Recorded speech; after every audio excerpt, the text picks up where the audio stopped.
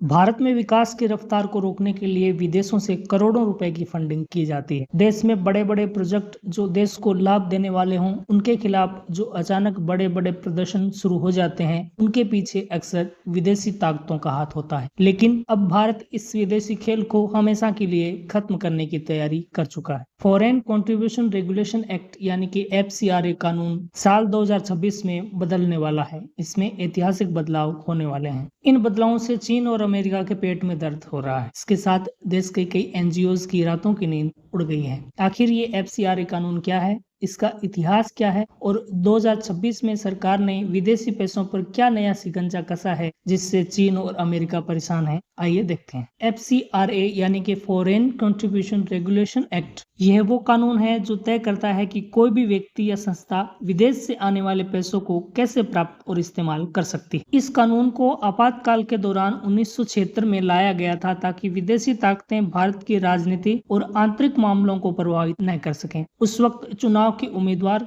पत्रकार और नेताओं के विदेशी पैसा लेने पर रोक लगाई गई। 1984 में इसे और सख्त बनाते हुए सभी NGO के लिए गृह मंत्रालय के पास खुद को रजिस्टर करना अनिवार्य कर दिया गया। फिर 2010 में पुराने कानून को पूरी तरह बदलकर नया कानून लाया गया जिसमें FCRA लाइसेंस की वैधता सिर्फ 5 साल तय की गई और एडमिनिस्ट्रेटिव एक्सपेंसेस, जो सैलरी और दफ्तर का किराया जो होता है, उसकी सीमा 50% तय कर दी गई। फिर 2020 में इसे और सख्त किया गया और एडमिनिस्ट्रेटिव एक्सपेंसेस की सीमा 50% से घटाकर 20% कर दी गई और साथ ही इसमें एक नियम और कर दिया गया कि जो पैसा आता है वो केवल दिल्ली के स्टेट बैंक ऑफ इंडिया की जो मुख्य शाखा है उसी में आएगा। 2026 में इसमें क्या बदलाव हो रहा है वो देखते हैं। पहला बदलाव संपत्ति को लेकर है। पहले अगर किसी NGO का FCRA लाइसेंस रद्द या एक्सपायर हो जाता था तो विदेशी पैसों से खरीदी गई उसकी जमीन, इमारतें या संपत्ति पर किसका हक होगा ये साफ नहीं होता था। लेकिन अब एक डेजिग्नेटेड अथॉरिटी बना दी गई है।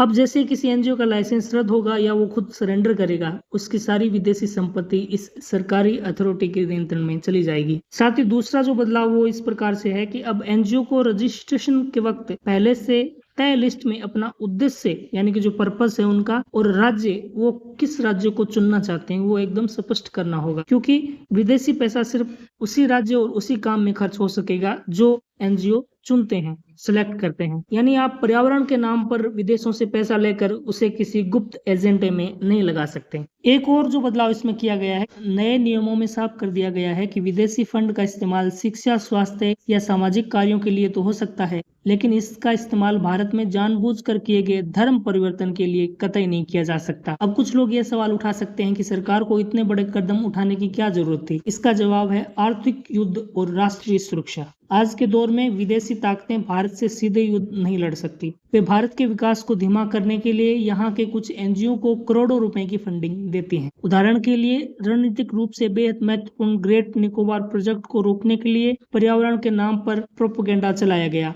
कोर्ट में केस किए जाते हैं और स्थानीय लोगों को भड़काया जाता है। इससे भारत के अरबों रुपए के प्रोजेक्ट सालों साल तक अटके रहते हैं। सरकार का यह कदम विदेशी पैसों को रोकना नहीं है, बल्कि पारदर्शिता लाना है। जो NGO ईमानदारी से देश के विकास, अनाथ बच्चों की शिक्षा या स्वास्थ्य के लिए काम कर रहे हैं, उन्हें इन नियमों से कोई खतरा नहीं है। लेकिन जो लोग विदेशी पैसे पर पलकर देश के विकास के खिलाफ एजेंडा चलाते हैं, उनकी दुकान अब हमेशा के लिए बंद होने वाली है। अगर वैश्विक स्तर पर देखें तो अमेरिका, ऑस्ट्रेलिया और कनाडा जैसे विकसित लोकतांत्रिक देशों में विदेशी प्रभाव और फंडिंग को कंट्रोल करने के लिए इससे भी ज्यादा कड़े नियम बने हुए हैं। इसलिए भारत का अपने नियमों को सख्त करना पूरी तरह देश हित में है। दोस्तों, एक संप्रभु राष्ट्र होने के नाते भारत को अपने लोकतंत्र और अपनी सुरक्षा की रक्षा करने का पूरा अधिकार है। विदेशी पैसा भारत को बनाने के लिए आना चाहिए, न कि भारत के विकास को नकारात्मक रूप से प्रभावित करने के लिए। आपको क्या लगता है, क्या सरकार का यह फैसला भारत की सुरक्षा और तरक्की के लिए सही है?